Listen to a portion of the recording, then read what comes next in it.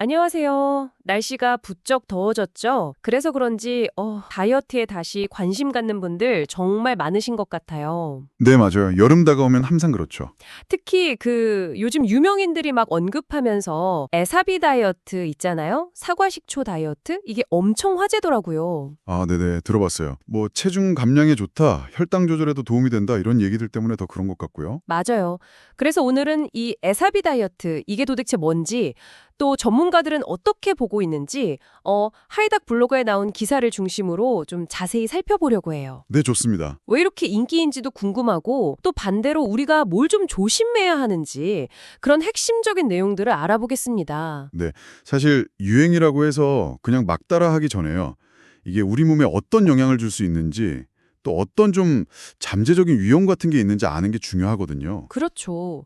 특히 이게 공복에 드시거나 아니면 너무 많이 드시는 거, 이건 꼭 피해야 한다고 먼저 좀 말씀드리고 싶네요. 하긴 식초다 보니까 효과만큼이나 부작용 걱정도 사실 많이 되는 것 같아요. 맞아요. 산성이 강하니까요. 전문가들이 그래서 첫 번째로 경고하는 게 체내 칼륨 수치 저하라고 하던데 이게 좀 구체적으로 어떤 문제를 일으킬 수 있는 건가요? 아, 네. 중요한 부분인데요. 사과 식초를 너무 오래 아니면 너무 많이 마시면요.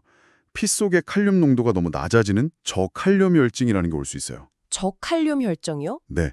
근데 이 칼륨이라는 게 신경이나 근육 기능에 진짜 필수적이거든요. 그래서 부족해지면 뭐 근육에 경련이 온다거나 되게 피곤해지고 아, 심하면 심장 박동에 문제가 생기거나 마비 증상까지 올 수도 있어요. 이게 생각보다 좀 심각할 수 있는 거죠. 와, 근육, 심장 문제까지요? 단순히 좀 불편한 정도가 아니네요. 그렇죠. 근데 이게 또 소화를 돕는다는 이미지도 있는데 반대로 위장 장애도 일으킬 수 있다는 건 좀 의외예요. 네, 맞아요. 저도 그 부분이 좀 흥미로웠는데 이게 적당히 먹으면 모르겠지만 너무 많이 먹으면 오히려 속이 쓰리거나 소화가 안 되고 배 아프고 이럴 수 있다는 거죠. 산성이 강해서 그렇습니다. 아, 역시 산성 때문이군요. 네, 그리고 더 나아가면 그 위에서 음식물이 장으로 내려가는 속도를 늦춰서 약간 위가 마비된 것 같은 증상, 위 내용물 정체 현상이죠. 이게 생길 수도 있어요. 위마비요? 네.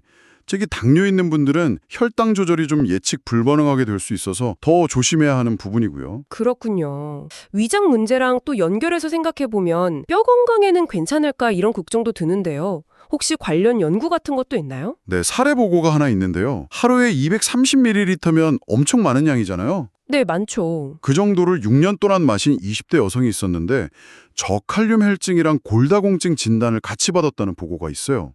헉, 골다공증까지요? 네, 물론 이게 뭐 사과식초 때문이라고 딱 잘라 말하기는 어렵다. 좀 더 연구가 필요하다 이런 의견도 있긴 해요. 하지만 장기간 또 그렇게 많은 양을 먹는 건 뼈 건강에 안 좋을 수도 있다는 걸 좀 보여주는 사례라고 할 수 있겠죠. 이것도 결국 칼륨 문제랑 관련이 있을 수 있겠네요. 그럴 수 있습니다. 칼륨 배출이랑 뼈대사랑 관련이 있거든요. 역시 그럼 산성이 문제인 건데 같은 이유로 치아 부식 위험도 당연히 있겠어요. 이건 많은 분들이 좀 짐작하실 것 같기도 한데요. 네, 맞습니다. 이건 비교적 잘 알려진 문제죠. 식초의 강한 산이 치아 표면, 그 범랑질이라고 하잖아요. 거기를 녹일 수가 있어요. 아, 그럼 이제 치아가 누렇게 보이거나 마모돼서 막 시린 증상을 느끼게 되는 거죠. 물에 희석해서 마셔도 매일 꾸준히 마시면 여전히 위험할 수 있다는 거 기억해야 합니다. 희석해도요? 아, 매일 마시면 그렇군요. 그럼 당연히 희석 안 하고 그냥 마시는 건 훨씬 더 위험하겠네요. 훨씬 위험하죠. 식도에도 손상을 줄 수 있다는 건 사실 좀 간과하기 쉬울 것 같아요.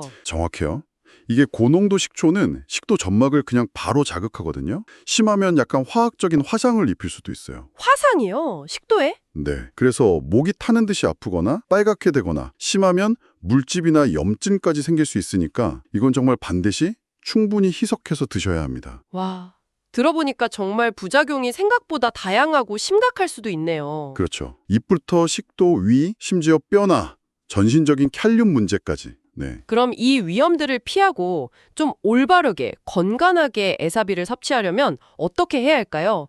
그 임상 영양사 엘리자베스 반스라는 분의 조언이 도움이 될 것 같은데요. 네. 그 조언을 보면 크게 세 가지 핵심 지침이 있어요. 첫째는 양인데요. 하루에 한두 큰술 정도, 그러니까 약 15에서 30ml 이내로 제한하는 게 좋고요. 아, 생각보다 적네요. 네, 적은 양이죠. 그리고 그냥 마시면 절대 안 되고 반드시 물이나 다른 음료에 충분히 희석해서 마셔야 합니다. 희석 비율은 어느 정도가 좋을까요? 보통 물 한 컵 약 240ml에 한 큰술 정도를 권장하는데 개인의 위장 상태에 따라 조절할 필요는 있습니다. 알겠습니다. 그리고 두 번째 지침은요? 두 번째는 공복 섭취는 피하는 게 좋다는 겁니다. 아까 말씀드린 것처럼 위에 부담을 줄 수 있으니까요. 식사 중이나 식후에 드시는 게 낫겠죠. 식후에 먹는 게 낫겠군요. 마지막 세 번째는 뭔가요? 이게 또 중요한데요. 혹시 복용 중인 약이 있다면 주의해야 합니다. 특히 인슐린이나 특정 이뇨제 같은 약물은 사과식초랑 상호작용을 할 수 있거든요. 칼륨 수치에 영향을 줄 수 있어서요. 아, 약물 상호작용이요? 네, 그래서 기존에 어떤 질환이 있거나 약을 드시고 계신 분들은 반드시 의사나 약사 같은 전문가와 먼저 상담을 하신 후에 섭취 여부를 결정하셔야 해요. 꼭 상담이 필요하군요. 그렇죠. 사과식초는 어디까지나 그냥 보조적인 식품이지 이게 무슨 치료제는 아니라는 점을 꼭 기억해야 합니다. 네, 오늘 말씀 정리해보면요. 에사비 다이어트가 요즘 유행이긴 하지만 잘못된 방법으로 섭취하면 저칼륨, 혈증, 위장장애, 어쩌면 뼈 건강 악화 가능성, 또 치아 부식, 식도 손상까지 정말 다양한 부작용을 겪을 수 있다는 거네요. 맞습니다. 그래서 꼭 기억해야 할 건 적정량만 반드시 희석해서 공복은 피하고, 그리고 혹시 내가 앓고 있는 질환이나 먹는 약이 있다면 꼭 전문가와 상의해야 한다는 점이군요. 네, 정확합니다. 그냥 몸에 좋다더라, 살 빠진다더라 이런 말만 믿을 게 아니라 이런 잠재적인 위험성을 충분히 알고 내 건강 상태에 맞춰서 신중하게 접근하는 게 무엇보다 중요하다고 할 수 있겠습니다. 네, 오늘 좋은 말씀 감사합니다. 오늘 내용을 들으신 여러분께 마지막으로 이런 질문을 한번 던져보고 싶어요. 때로는 이런 건강상의 위험을 감수하면서까지 우리는 왜 그렇게 빠르고 쉬워 보이는 유행 다이어트에 끌리는 걸까요? 한 번쯤 이 질문에 대해 스스로 생각해 보시는 건 어떨까 싶습니다.